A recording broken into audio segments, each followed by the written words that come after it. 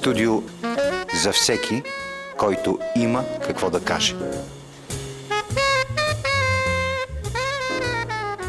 Ние бехме 4 брати. Всички сме родени в София. Обаче в Перник даваха такива условия тогава, мината. Всичко беше квартира безплатно, въглища безплатно, всичко беше на ниво.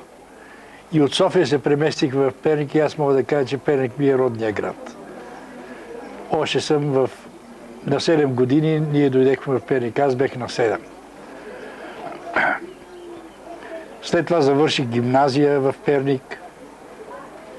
Играех футбол, още от гимназията, бе в гимназиалния отбор. След това продължих в миньор. Под ръководството на треньор ни беше Стефан Чумпалов. В миньор Перник играех.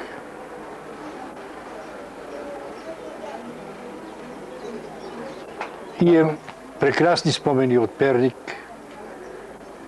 Въпреки ви казах, че не съм роден там, но това се чувствам, че е моят роден град. Питате ме за живота сега, как е. Както виждате, ние като се сбираме тук на сбирки, да никой не се оплаква от нищо. Благодарение на Бога още ходиме и няма за какво да се оплакваме. Живи сме още все пак и поддържаме този пернишки дух. По хижа Брокс съм бил, над 10 години съм бил управител на хижа Брокс, където също си даваха среща перничани. Живял съм, прекрасно съм живял там. Просто като в приказките. От живота не мога да се оплача. Живял съм го както трябва. И съм спортувал, и съм бил на хижа. Планинар съм бил, обичам планината. Повече от морето я обичам. И винаги ми е трепало сърцето, като чуем за Перник. Обичам го този град. Прекрасен град за мене.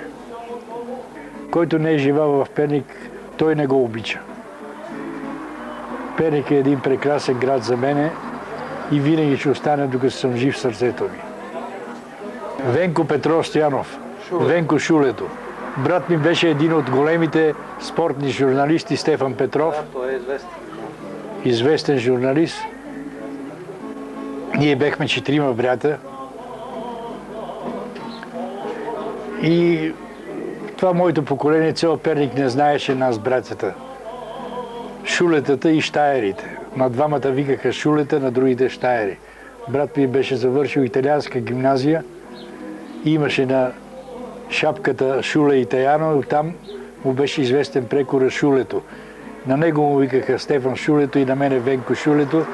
На другите викаха щаерите Христо и Данчо Щаеря.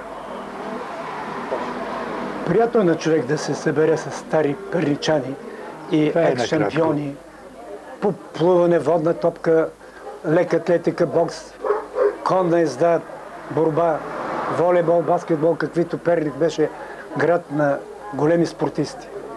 Нямате представа какво представляваше Перник преди 50 години. Тогава, когато имаше едно детско игрище, в което аз за първи път се научих да плувам и когато един от нашите приятели ни отведе в плажа и ни пусна да плуваме и така станах един добър пловец и водата ми стана съдба. Наистина, след което завърших и спортна академия, станах и доктор на спортните науки, станах и хабилитиран доцент по плуване.